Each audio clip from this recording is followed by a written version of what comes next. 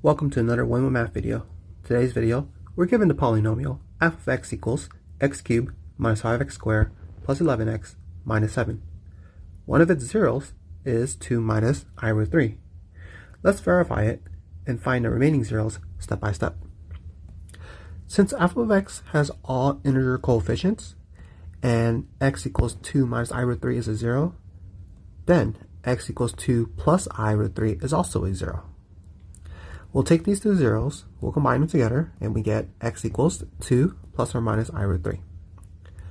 Let's subtract 2 on both sides, and then square both sides. Left side equal sign, we get x squared minus 4x plus 4. Right side equal sign, plus or minus square is positive, I squared is negative 1, square root 3 square is 3. So plus or minus I root 3 quantity square is negative 3. And add 3 to both sides, we get x squared minus 4x plus 7 is equal to 0. This means that x squared minus 4x plus 7 is a factor to f of x. So we need to verify this. So we'll verify this with the area model. So we have this x squared minus 4x plus 7. We're going to draw a box with 3 rows. Now if we look at our polynomial, we have x cubed. We'll put x cubed right here. Then we're going to factor out x squared away from x cubed. We're left with x. We're going to fill out the other 2 rows. X times negative 4x is negative 4x squared. X times positive 7 is positive 7x. Since we fill out the 3 rows, the section is off. Next, we should have this negative 5x squared. Since we have a negative 4x squared, then we just need an additional negative x squared. Just like the first column, we're going to factor out x squared away from this negative x squared. We're left with negative 1.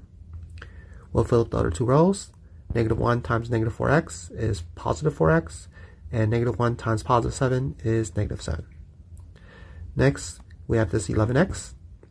Since we have a 7x and 4x, they both add up to 11x, so we don't need any more additional x's. And then we have this negative 7, and we have a negative 7 right here. So we don't need any other constants. So from here, we see that there's no remainder, meaning that x squared minus 4x plus 7 is a factor to f of x. And if this is a factor, then x equals 2 minus I root 3 is a 0. And that's what we need to show for part A. But in addition to doing this, we've also verified that x equals 2 plus I root 3 is also 0. Now part B, finding all zeros. Well, by doing this method, then f of x, we have factored it down to x squared minus 4x plus 7 and x minus 1. We'll use the zero product property and set each of them equal to 0. So if x squared minus 4x plus 7 equals 0, and x minus 1 equals 0. For x squared minus 4x plus 7 equals 0, we already know the 2 zeros, which are x equals 2 minus I root 3 and x equals 2 plus I root 3. For x minus 1 equals 0, we need to solve for x, and we'll get that x equals 1. Hence, we found all 3 solutions to this cubic problem. If this video has helped, give it a like, subscribe for more, and click the next video on screen to keep learning. Thank you.